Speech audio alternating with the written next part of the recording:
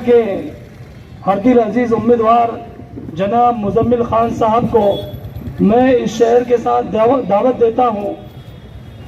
मेरे जुनून का नतीजा जरूर निकलेगा, मेरे जुनून का नतीजा जरूर निकलेगा। इस सियाह समंदर से इंशाअल्लाह नूर निकलेगा। मेरी मुराद मुजम्मिल खान साहब वो आए और अपने इज़हार ख्याल पेश करें।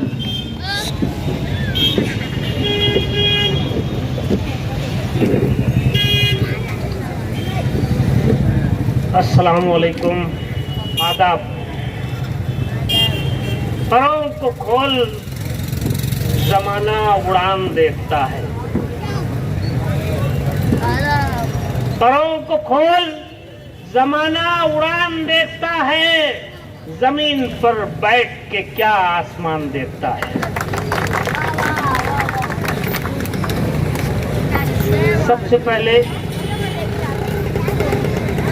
मैं ज्यादा तमहीद में न जाते हुए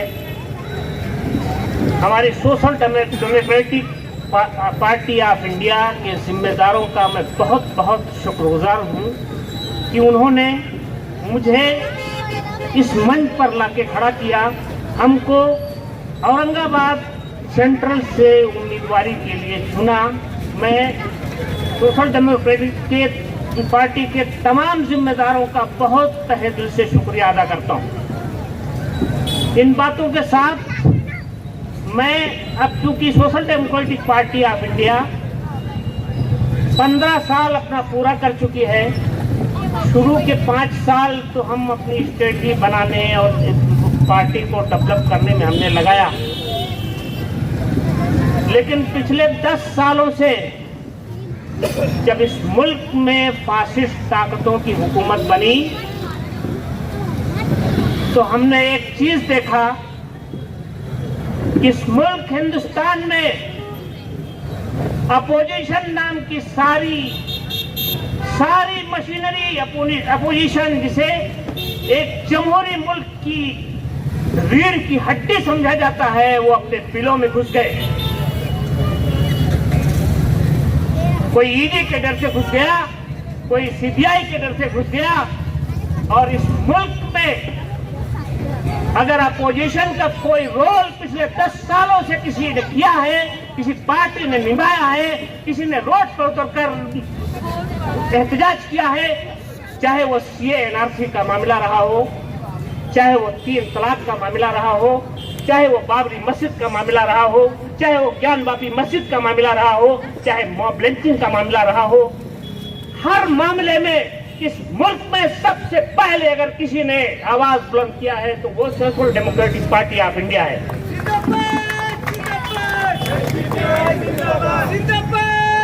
मैं social democratic party of India की कारकर्दगी को गिनाने के लिए मेरे पास वक्त नहीं है। मैं आप लोगों के सामने social democratic party of India के कैंडिडेट के हैसियत से खड़ा हूं।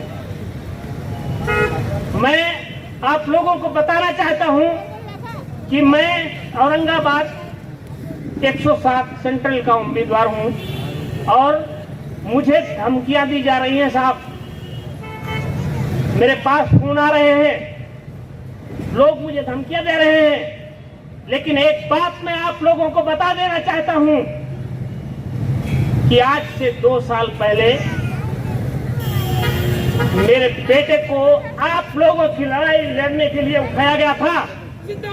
रात को 4 बजे मेरे बेटे को उठाया गया था और सुबह के टाइम जब मेन स्ट्रीम मीडिया की पूरी मशीनरी मौजूद थी और उन्होंने मुझे इंटरव्यू के लिए बुलाया तो उनको मैंने ये कहा था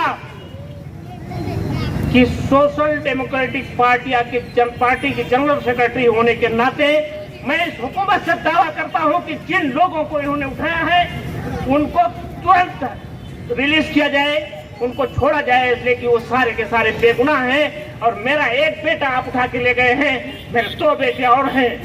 अगर इनको भी तुम ले जाओगे तो मेरी आवाज को तुम रोक नहीं सकते। दोस्तों, हमारी कुर्बानियां आपके सामने हैं। मैं आपको कोई वादा करने के लिए मेरे पास नहीं है। मेरे पास 15 लाख आपके अकाउंट में डलवाने के लिए नहीं है। मेरे पास 2 करोड़ नौकरियां देने के लिए नहीं है। इस औरंगाबाद को सिंगापुर बनाने के वादे भी हमारे पास नहीं है।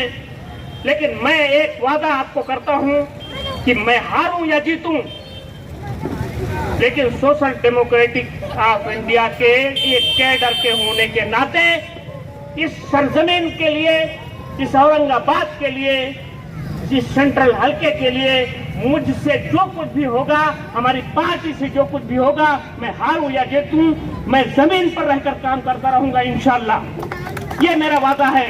एक वादा मैं और करना चाहता हूं, ये सरजमीन जिस शख्सियत के नाम पर है, ये औरंगाबाद जिस शख्सियत के नाम पर है, उससे लाताल्लुक होने का दावा नहीं करूंगा मैं। ये दावा है मेरा। मैं ये कभी नहीं कहूंगा, मेरी जुबान कभी इस बात को निकालने की हिम्मत नहीं जुटा पाएगी कि मेरा औरंगजेब रहमतुल्लाह अलैह से मेरा कोई ताल्लुक नहीं है।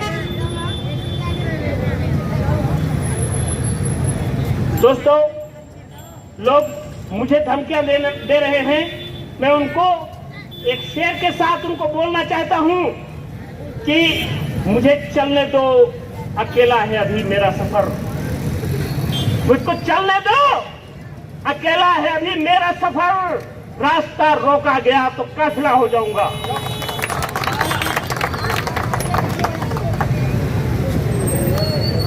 दोस्तों, मुझे आपके सामने वादा करने के लिए, आपको देने के लिए कुछ नहीं है, लेकिन ये मेरा वादा है कि मैं इंशाअल्लाह, अगर आप लोगों ने मुझे नवाजा, आप लोगों ने मेरी मदद की, आप लोगों ने का एक वोट मेरे हाथों को मजबूत करेगा। आप ये जानना चाहते हैं, आपके पास, हमारे पास लोग कह रहे हैं कि ये वोट काटने के लिए खड़े हुए हैं। औरंगाबाद के गयूर मुसलमानों, जरा गौर करो कि पिछले 10 सालों में आपने क्या किया है। किसी को 80,000 वोट दिया, किसी को 70,000 वोट दिया और उसके बाद भी हारे। फिर आप किसको कह रहे हैं कि वोट काटने के लिए खड़ा हुआ है? वो लोग जो हारे फिर अपने बिलों में चले गए। लेकिन ये social democratic party of India के कैडर आपके बीच में 24 घंटा रहे। मुझे गिनाने के लिए हमारे बहुत सारे लीडर सब गिना चुके हैं कि हमने क्या क्या किया है। वो सब मैं गिनाऊंगा नहीं, लेकिन हमारे कैडर कभी बिलों में नहीं गए। ये हमारा पहला इलेक्शन है। आप 10 वोट देंगे तो हमारा असठ होगा, आप 100 वोट देंगे तो हमारा असठ होगा, आप 1000 वोट देंगे तो हमारा असठ होगा, आप 50,000 वोट देंगे तो हमारा असठ होगा। जब हमारे पास कुछ नहीं था तब हम आपके साथ खड़े थे।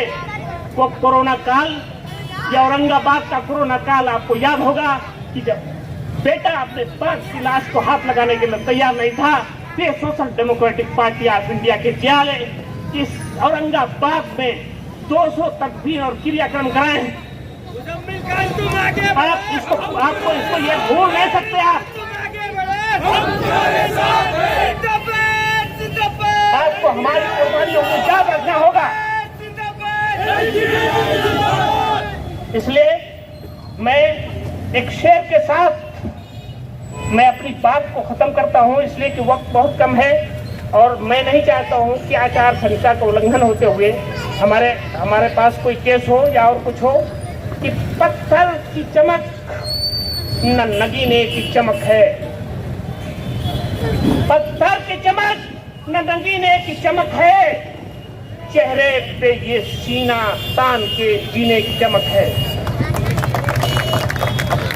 पत्थर की चमक है न नगीने की चमक है, चेहरे पे ये सीना तान के जीने की चमक है। और पुरखों से विरासत में हमें कुछ भी नहीं मिला, जो दिख रही है ये खून पसीने की चमक है।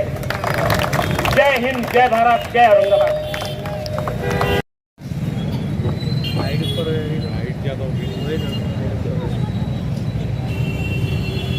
समझने ही नहीं देती सियासत हमको सच्चाई, कभी चेहरा नहीं मिलता, कभी दर्पण नहीं मिलता। मंच पे बैठे हमारे नेशनल सेक्रेटरी और महाराष्ट्र प्रभारी मोहम्मद रियाज साहब और NWC सेक्रेटरीट मेंबर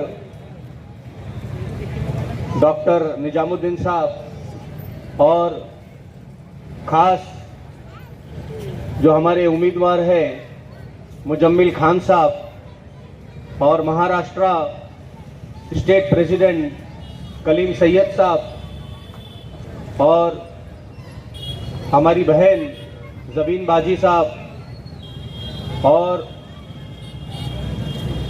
औरंगाबाद जिला कमेटी के नेतागण और सामने बैठे हमारे सामाईन और दूर दराज से हमारी बहनें आई हुई हैं, उन सब का मैं तहे दिल से इस्तकबाल करता हूं। आज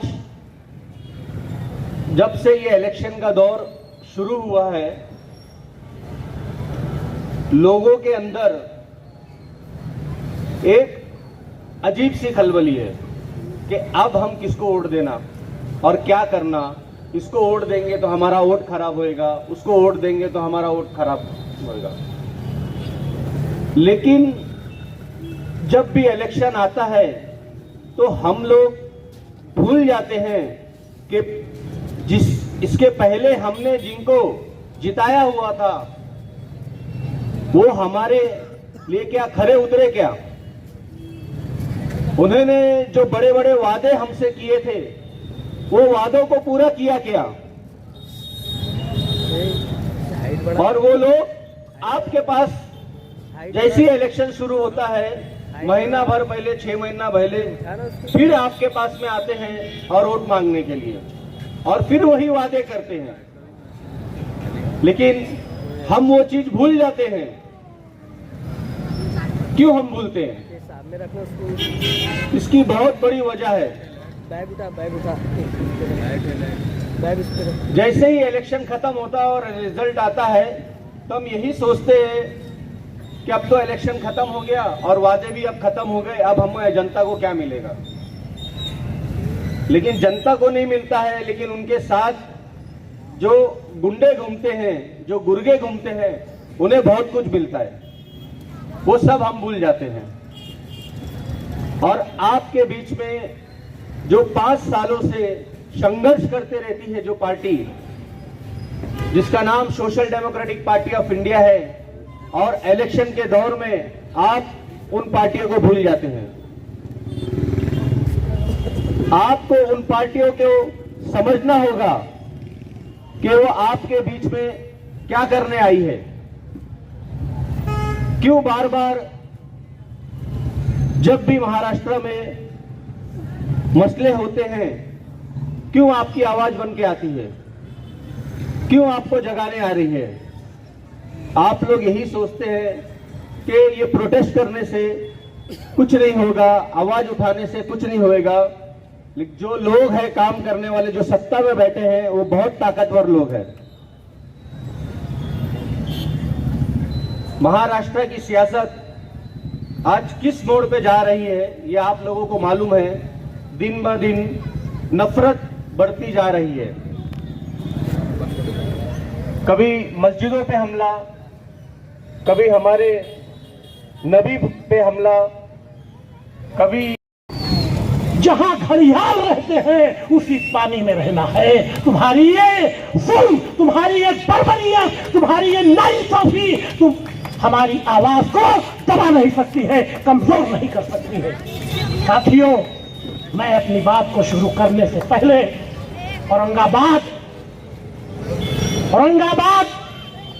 वो तारीखी सरजमीन है जिसे हजरत औरंगजेब रहमतुल्लाह अलैह ने आबाद किया था, वो हजरत औरंगजेब रहमतुल्लाह अलैह जिन्होंने इस मुल्क को, हिंदुस्तान को अजीम हिंदुस्तान बनाया, और अगर उनके लफ्जों में कहो तो उन्होंने ही भारत को अखंड भारत बनाने का काम किया था। ये औरंगाबाद वो तारीखी शहर है जहां से 49 सालों तक जो हिंदुस्तान का दारुस्सल्तनत रहा, हिंदुस्तान के मुस्तकबिल के फैसले यहीं से हुआ करते थे। आज मैं उस सरजमीन पे और उनके बसाए हुए, उनके आबाद किए हुए शहर का ये कट गेट जो उनकी इस तारीख का हिस्सा है, उसके साए में खड़े होकर आप लोगों से मुखातिब होने से पहले मैं हजरत औरंगजेब रहमतुल्लाह अलैह को अपनी तरफ से और social democratic party of India की तरफ से खिराज अकीदत पेश करता। इसके साथ ही दोस्तों, औरंगाबाद की तारीख खत्म नहीं होती है, और भी तारीखें जुड़ी हुई है। अभी हमारे भाई बता रहे थे और पूरी दुनिया ने देखा है, पूरे भारत में देखा है कि औरंगाबाद के नाम को आप मिटाने जा रहे थे, औरंगाबाद का नाम बदलने चले थे। अरे ये औरंगाबाद को वो शर्फ हासिल है, वो शर्फ हासिल है कि जो डॉक्टर भीमराव अंबेडकर की कर्मभूमि रही है, जिन्होंने भारत का संविधान लिखा। तारीख यहीं से खत्म नहीं होती है, औरंगाबाद की तारीख आगे भी जुड़ती है। इसी औरंगाबाद के अतराफ के इलाकों से शिवाजी महाराज ने भी अपनी सरगर्मियां चलाई थी। उन्होंने जुल्म और नाइंसाफी के खिलाफ भी आवाज उठाया। ऐसा नहीं है तो तारीख के औराक जुड़े हुए हैं, और आप उस तारीख को बदलने के लिए निकले हो। अरे बदलना है, अगर तारीख के औराक में अपना नाम दर्ज करना है तो औरंगाबाद जैसा दूसरा शहर औरंगाबाद से 150 किलोमीटर की दूरी पे आबाद करो। साथियों, मैं ऐसे हालात में आप लोगों के बीच में यहां मेरा आना हुआ है। बातें बहुत हैं, लेकिन एक तो वक्त की पाबंदी, 10 बजे के अंदर हमें इस प्रोग्राम को खत्म कर देना है। दूसरी ज़ाब्ते इखलाक की पाबंदियां ये हमारे बीच में हायल है, लेकिन फिर भी हमारे साथियों ने social democratic party of India के बारे में बहुत कुछ बता दिया है। औरंगाबाद के लोग, महाराष्ट्र के लोगों को social democratic party of India के बारे में कुछ बताने की जरूरत नहीं है, और पूरे मुल्क में social democratic party of India किसी के ताल्लुक का मोहताज रही है। हर बच्चा social democratic party of India को जान चुका है। कुछ हमने बताया, कुछ हमारे कारनामों से जाना, और कुछ हमारे मुखालिफिन ने भी उसमें हमारी मदद किया है। उनका भी हम धन्यवाद देते हैं, शुक्रिया अदा करते हैं। साथियों, ये चुनाव है, इलेक्शन का वक्त है। आने वाले 22 तारीख को आपको ये फैसला करना है कि आपकी किस्मत का फैसला आपके वोटों से होगा। आपके ऊपर आने वाली 5 सालों के लिए महाराष्ट्र के अंदर हुक्मरानी कौन करेगा, आपके वोटों से चुनकर कौन सा नुमाइंदा जाएगा जो महाराष्ट्र की असेंबली में आपकी नुमाइंदगी करेगा। महाराष्ट्र का ये इलाका जहां से मैं आपसे मुखातिब हूं, 2 हलकों को जोड़ने का काम करता है। एक सेंट्रल का हल्का है, एक ईस्ट का हल्का है। ईस्ट के हल्के पे जो भी कहना था हमारे प्रदेश अध्यक्ष ने कह दिया। एसडीपीआई को जो जिम्मेदारियां निभानी थी, हमने अपनी जिम्मेदारियों को निभाने का काम कर दिया है। अब रही बात सेंट्रल में, तो सेंट्रल में एसडीपीआई मजबूती के साथ इलेक्शन लड़ रही है, और इंशाल्लाह मजबूती के साथ इलेक्शन लड़ती रहेगी और लड़ेगी। अब तय आपको करना है। हमने अपनी जिम्मेदारियों को निभा दिया, हमने आपको डंडा दिया, हमने आपको झंडा दिया, हमने आपको तहरीक दिया, हमने आपको तहरीक दिया, हमने आपको कैडर्स दिया, हमने आपके हुकूक के खिलाफ लड़ने वाले कैडर्स तैयार करके दिए। तो आपको करना है कि उन लोगों के साथ आप खड़े होंगे जो गुज़िश्ता 3-4 सालों से 5 सालों से लगातार सड़कों पर आपके हुकूक के लिए लड़ाई लड़ रहे हैं। आप उनके साथ खड़े होने का काम करेंगे या उन लोगों के साथ आप खड़े होने का काम करेंगे? बहुत सारे लोग, कितने उम्मीदवार हैं अपक्ष, अपक्ष उम्मीदवार, जिनकी पार्टी का कोई पता नहीं, जिनकी तहरीक का कोई पता नहीं, जिनकी आइडियोलॉजी का पता नहीं, कुछ लोग लिफाफे के चक्कर में उम्मीदवार बन गए हैं, कुछ लोग इसमें उम्मीदवार बन गए हैं कि हमको सामने से कुछ मिल जाएगा, है? अरे social democratic party of India के उम्मीदवार मुजम्मिल खान है। Social democratic party of India की अपनी आइडियोलॉजी है। Social democratic party of India का अपना एक नजरिया है, जिस नजरिए को लेकर social democratic party of India सिर्फ महाराष्ट्र ही नहीं, सिर्फ औरंगाबाद ही नहीं, बल्कि पूरे मुल्क में अपनी तहरीक चला रही है, पूरे मुल्क में लड़ाई लड़ रही है। 2014 से जब से इस मुल्क में फासिस्टवादी हुकूमत बनी है, जब से इस मुल्क में भारतीय जनता पार्टी की हुकूमत बनी है, उनकी हुकूमत के बनने के बाद आज एक तरफ सत्ता पक्ष होता है लोकतंत्र में, एक तरफ सत्ता पक्ष होता है, एक तरफ विपक्ष होता है, और सेहतमंद जमहूरियत की ये अलामत है कि एक मजबूत हिज़्ब इख्तिलाफ होना चाहिए। हिज़्ब इख्तिलाफ हुक्मरान जमात के लिए आईना होता है। लेकिन 2014 से जब से नरेंद्र मोदी जी भारतीय जनता पार्टी की ओर से मुल्क के वजीर आजम बने हैं, हिज़्ब इख्तिलाफ सड़कों से गायब हो चुका है। ईवानों में हिज़्ब इख्तिलाफ का पता नहीं चल रहा है। डॉक्टर राम मनोहर लोहिया ने कहा था, डॉक्टर राम मनोहर लोहिया ने कहा था कि अगर संसद खामोश हो जाए, सड़कें अगर खामोश हो जाएंगी तो संसद आवारा हो जाएगी। लोकतंत्र के ऊपर उन्होंने कहा था कि सड़कें अगर खामोश हो जाएंगी तो संसद आवारा हो जाएगी। और ये जो हमारे हिज़्ब इख्तिलाफ के लीडर हैं, जो हिज़्ब इख्तिलाफ की पार्टियां हैं, एक इंडिया गठबंधन को लेके काम कर रही है, एक एनडीए गठबंधन को लेके काम कर रही है। एनडीए गठबंधन हुकूमत में है, इंडिया गठबंधन अपोजिशन में है, और हिज़्ब इख्तिलाफ का कहीं अता पता नहीं है। कभी एक गाड़ी यहां से जा रही थी, अबू आसिम आजमी साहब का फोटो लगा था, समाजवादी पार्टी भी यहां कहीं से अपना कैंडिडेट खड़ा किया होगा। अब अबू आसिम आजमी साहब, मैं इज्जत करता हूं, एहतराम करता हूं, अरे भाई आप महाराष्ट्र में अबू आसिम आजमी साहब महाराष्ट्र के लोगों से कहते हैं कि हमको 8 एमएलए जिता के दे दो, सिर्फ 8 एमएलए हमको जिता के दे दो, महाराष्ट्र में कोई आपका बाल बांका नहीं। मैं तो उत्तर प्रदेश से आया हूं, social democratic party of India का उत्तर प्रदेश का स्तर में मैं सदर भी था। मुकदमा कायम कर दिया गया, जेल की सलाखों के पीछे डाल दिया गया, जुल्म और नाइंसाफी के खिलाफ लड़ते हुए फर्जी मुकदमा में फंसा के जेल की सलाखों के पीछे भेज दिया गया। लेकिन उत्तर प्रदेश की सियासत को अच्छी तरीके से जानता हूं। अबू आसिम आजमी साहब, लोगों को वरगलाना बंद कीजिए। आप महाराष्ट्र में 8 एमएलए मांग रहे हो, हमने आपको उत्तर प्रदेश में अभी लोकसभा के इलेक्शन में 36 एमपी जिता के दिए हैं। आप महाराष्ट्र में 8 विधायक मांग रहे हो, हमने उत्तर प्रदेश में आपकी पार्टी को 110 एमपी दिए हैं।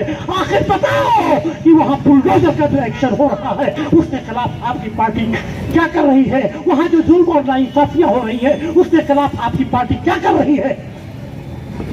तो ये सब बातें बंद होनी चाहिए।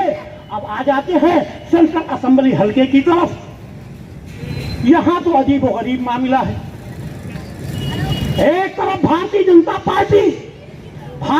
पार्टी के बारे में, उसकी हुकूमत के बारे में, उसकी अखलाक व मकासद के बारे में, उसकी पॉलिसियों के बारे में कुछ कहने की जरूरत नहीं है। उन्होंने मुल्क को बारूद के ढेर पे खड़ा कर दिया है, नफरतों की ढेर पे खड़ा कर दिया है। उन लोगों ने, उनकी गलत पॉलिसियों ने, उनके अवाम मुखालिफ पॉलिसियों ने आज इस मुल्क में ये हालत बना दी है। बेरोजगारी, महंगाई, भ्रष्टाचार, सारी अलामतें इस हुकूमत में दिखाई पड़ रही है। एक तरफ सेंट्रल वालों के सामने भारतीय जनता पार्टी का उम्मीदवार है ना, आपके यहां बीजेपी का उम्मीदवार है। अब उसके बाद आ जाइए दूसरी तरफ हिज़्ब इख्तिलाफ है, कांग्रेस पार्टी इंडिया गठबंधन में दूसरी तरफ कौन सा उम्मीदवार है?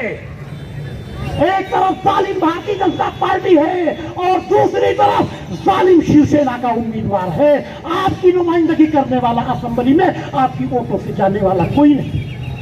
अब हमारे लोग कहेंगे, बहुत सारे उलमाए कलाम भी आए थे कि social democratic party of India को वोट देने से वोट खराब हो जाएगा, भारतीय जनता पार्टी जीत जाएगी। अरे भाई मेरे, मैं बड़े अदब और एहतराम के साथ अपने उलमाए कलाम हजरात से पूछना चाहता हूँ कि अगर भारतीय जनता पार्टी को आप हराने की बात यहाँ की कैसे कर रहे हैं? अगर भारतीय जनता पार्टी अगर नहीं जीती, भारतीय जनता पार्टी अगर हार जाती है, उसका उम्मीदवार जीत जाता है, तो कौन सा आप जो है खाने काबा के पेशेमाम को जिताने का काम करने जा रहे हो?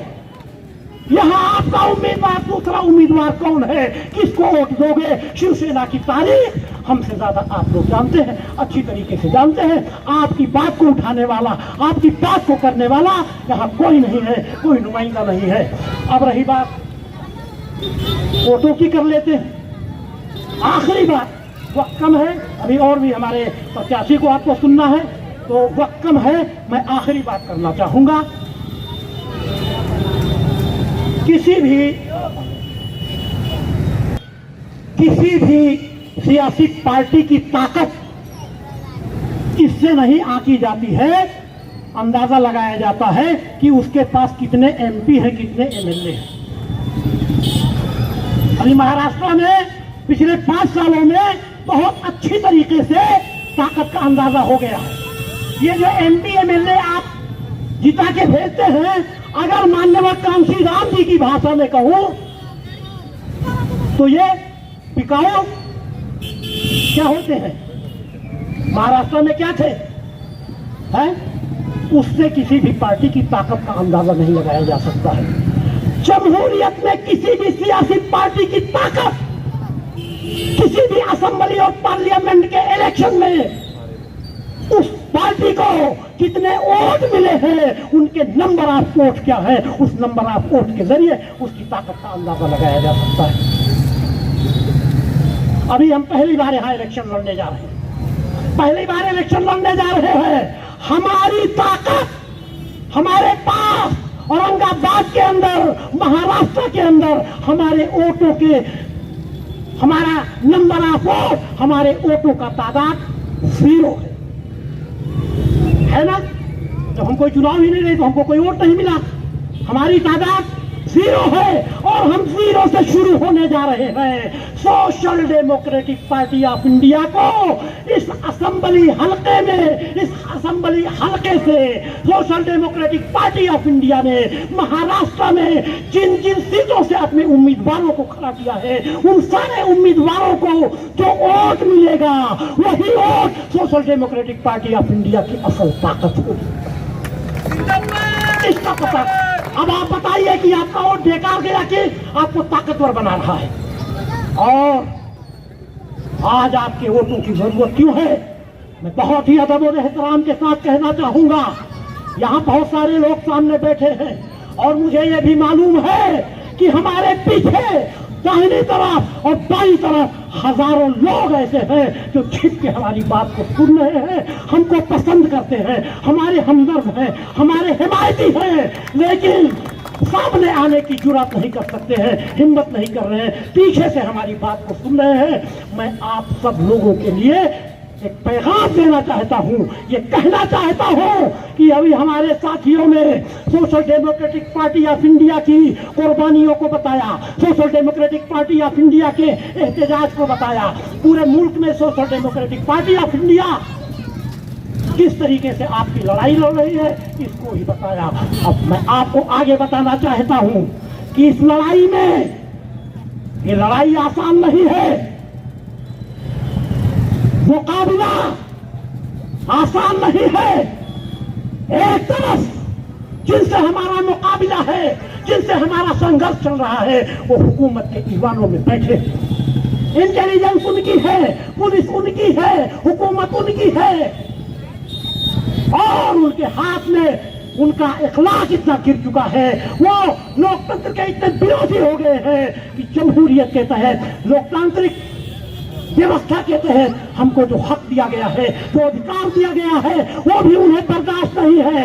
और इस लड़ाई में social democratic party of India के हजारों लोगों को हुकूमत का, पुलिस का और इंतजामिया की यातनाओं का सामना करना पड़ा है, मुसीबतों का सामना करना पड़ा है, लोगों को जेलों की सलाखों के पीछे जाना पड़ा है, लोगों को फर्जी मुकदमा कायम करने पड़े हैं। आज भी हमारे बहुत सारे साथी जो यहाँ बैठे हुए हैं, ये जेलों की सलाखों के पीछे रह के आए हैं, जेल काट के आए हैं। मैं खुद आप लोगों के बीच में खड़ा हूँ। 4 महीने तक मुझे भी जेल की सलाखों के पीछे बंद रखा गया, मेरी आवाज को दबाने की कोशिश की गई, मेरी आवाज को रोकने की कोशिश की गई। जमहूरियत के तहत जो लड़ाई हम लड़ रहे थे, उस लड़ाई को रोकने की कोशिश की गई। हालांकि मेरा 38 साल का सियासी इतिहास उनके सामने है। एक भी मेरे ऊपर FIR आज तक नहीं दर्ज हुआ है, एक बार भी मेरे ऊपर आचार संहिता के उल्लंघन का कोई मुकदमा कायम नहीं हुआ है, 107-16 का एक मुकदमा हमारे ऊपर नहीं दर्ज किया गया है। लेकिन मुझे रात को 12 बजे, रात को 3 बजे मेरी घर से उठाया गया, मेरे सारे दस्तावेज उनके सामने थे, उसको देखने के बावजूद भी मुझे जेलों की सलाखों के पीछे डाल दिया गया। और आज उत्तर प्रदेश की हुकूमत के सामने, हुकूमत का दुश्मन नंबर 1 अगर कोई आदमी खड़ा है तो डॉक्टर निजामुद्दीन खड़ा है। दोस्तों, ऐसे हालात में जब हमारे लोगों को जेलों की सलाखों के पीछे डाला जाता है, वो कोई मुजरिम नहीं है, उन्होंने कोई जुर्म नहीं किया था, उन्होंने किसी की आबरूरेज़ी नहीं की थी, उन्होंने किसी की ठगहारी नहीं की थी, उन्होंने किसी का माल नहीं लूटा था, उन्होंने कोई चोरी नहीं की थी, उनका कोई क्राइम, क्रिमिनल तारीख नहीं है, क्रिमिनल इतिहास नहीं है। उनको अगर मुकदमा से फंसाया गया, अगर उनको जेलों की सलाखों के पीछे डाला गया, तो किसके लिए डाला गया? अपने लिए, आपके लिए, इस समाज के लिए, इस सोसाइटी के लिए, इस जमहूरियत को बचाने के लिए, इस जमहूरियत को बचाने के लिए उसकी उन्हें सजा मिली।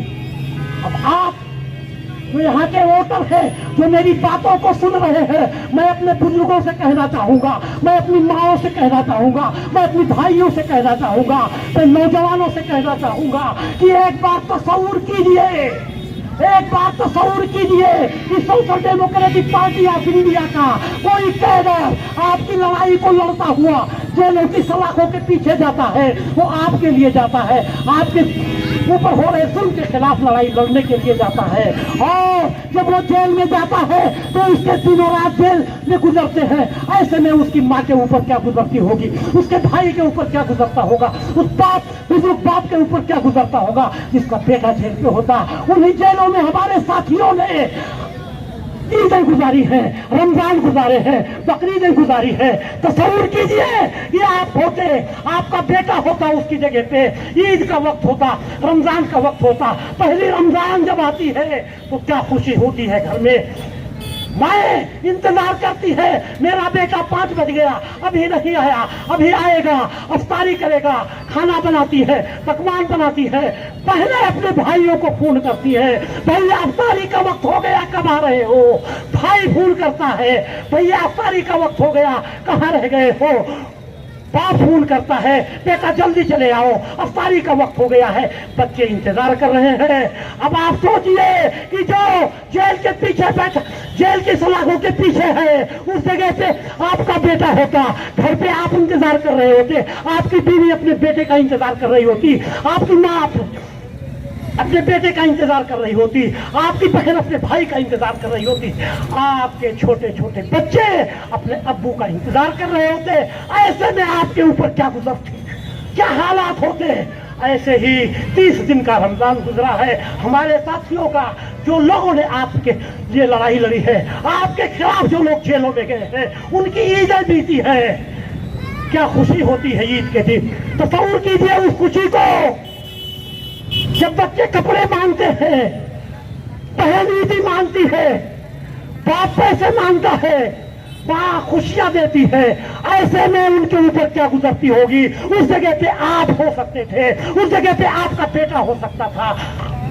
आपके ऊपर क्या गुजरती। तो मैं आप सब लोगों से आखिर में, वक्त खत्म हो चुका है, मैं ये दरख्वास्त करना चाहूंगा कि वोट डालने से पहले एक बार अपने आप को उस जगह पे रख के सोचिएगा जिसका बेटा जेल में है, जिसके बेटे को फर्जी मुकदमात में फंसाया गया है, जिसके बेटे के ऊपर जुल्म और इंसाफी के पहाड़ तोड़े गए हैं। उस जगह पे आप अपने आप को रख के सोचिएगा, फिर अपने वोटों का इस्तेमाल कीजिएगा।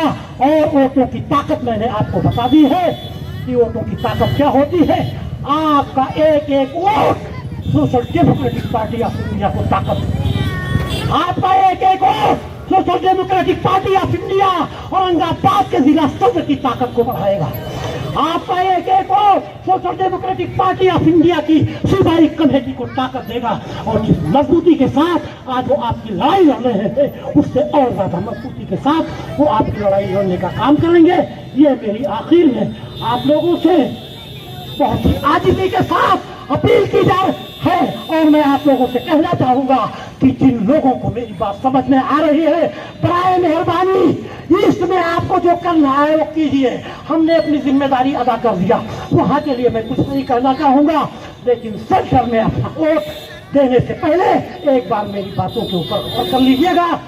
इन्हीं बातों के साथ मैं अपनी बात को खत्म करना चाहता हूँ इस शेर के साथ। मेरी हिम्मत को सराहो मेरे हमरा चलो, मेरी हिम्मत को सराहो मेरे हमरा चलो।